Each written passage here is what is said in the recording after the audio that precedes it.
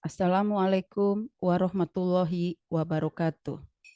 Perkenalkan, nama saya Mardiana, guru biologi dari SMA Negeri 10 Garut. Pada kesempatan kali ini, saya akan menyampaikan materi pembelajaran tentang materi genetika. Sering muncul pertanyaan di anak-anak kita, misalnya, mengapa kulit anak tersebut sawo matang seperti ayahnya, dan mengapa bukan kulit putih seperti ibunya?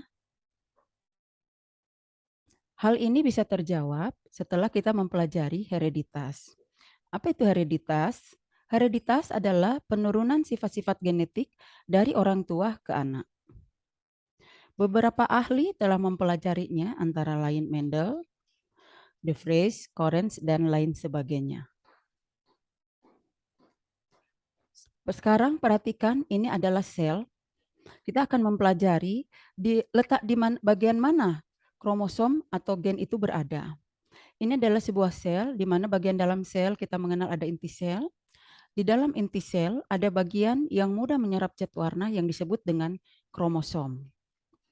Bagian yang menyusun kromosom adalah benang-benang kromatin. Pada bagian benang kromatin, apabila diperbesar, ternyata terdiri dari nukleosom-nukleosom. Nukleosom terdiri dari protein histon dan DNA yang berbentuk double helix. Pada pertemuan kali ini, saya akan membahas atau fokuskan pada pembahasan DNA dan RNA. Pertama yang akan bahas adalah struktur DNA. Penemu DNA dan RNA adalah seorang ahli kimia berkebangsaan Jerman, Friedrich Miescher.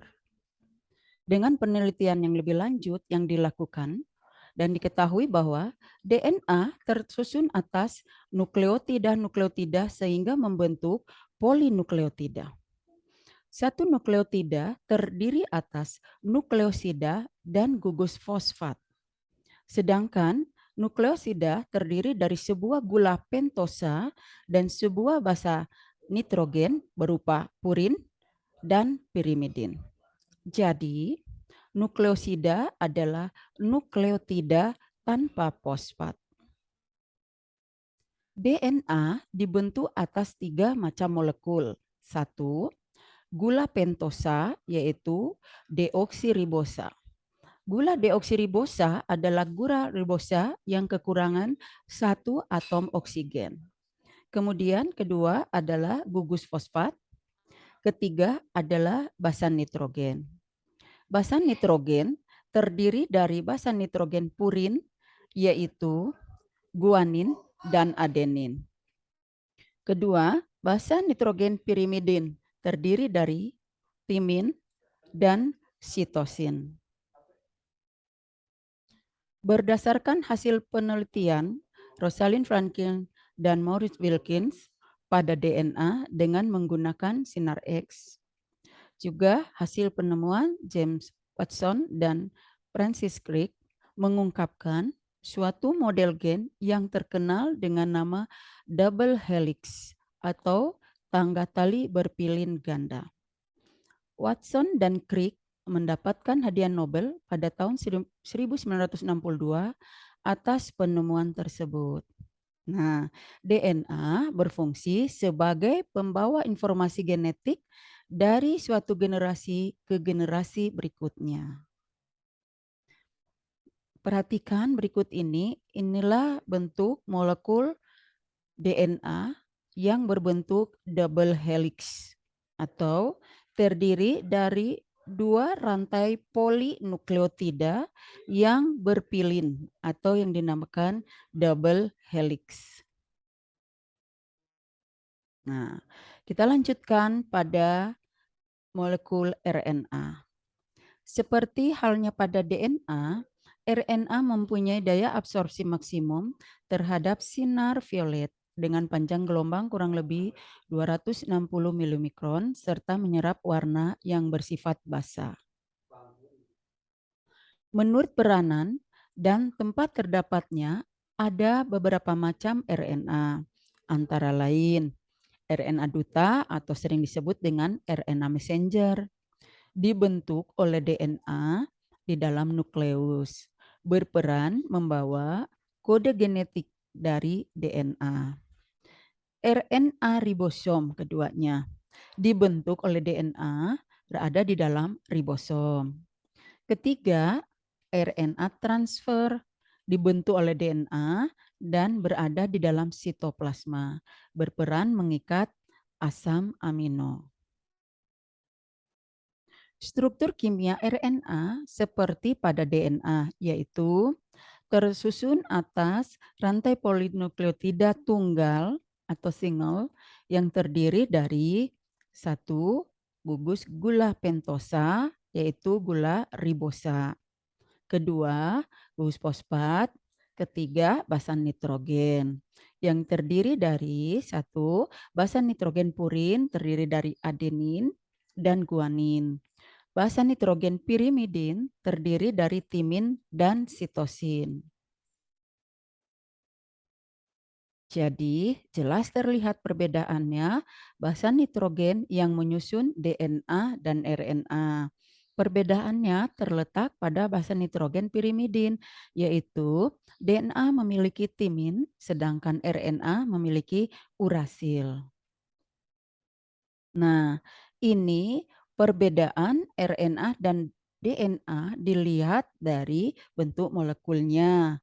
Kalau RNA terdiri dari satu rantai polinukleotida, sedangkan DNA terdiri dari dua rantai polinukleotida yang berbentuk berpilin atau disebut double helix.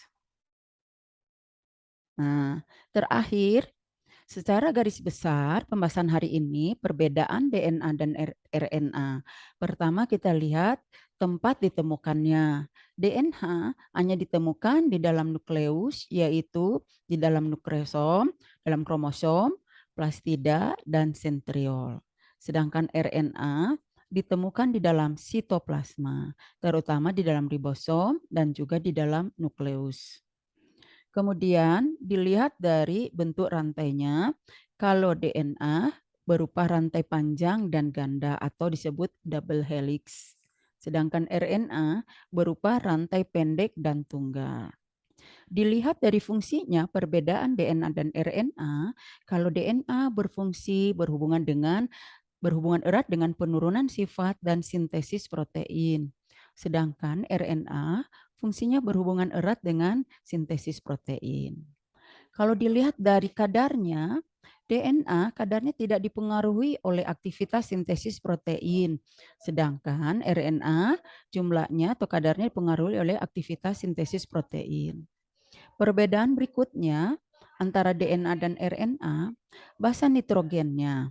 Pada DNA, basa nitrogen purin terdiri dari adenin dan guanin, sedangkan pirimidin timin dan sitosin. Kalau basa nitrogen pada RNA, purin terdiri dari adenin dan guanin, sedangkan pirimidin terdiri dari urasil dan sitosin. Jadi, kalau dilihat dari basa nitrogennya, perbedaan DNA dan RNA terletak pada basa pirimidinnya, yaitu timin pada DNA, urasil pada RNA. Kemudian perbedaan berikutnya dilihat dari komponen gulanya. Kalau DNA, perbedaan komponen gulanya, gula pada DNA gulanya deoksiribosa, yaitu gula ribosa yang kehilangan satu atom oksigen. Sedangkan komponen gula pada RNA yaitu gula ribosa. Jadi anak-anakku sekalian, hari ini kita sudah membahas materi genetika, terutama perbedaan antara DNA dan RNA. Semoga apa yang Ibu sampaikan hari ini bermanfaat bagi kalian semua. Akhir kata Ibu ucapkan, Assalamualaikum warahmatullahi wabarakatuh.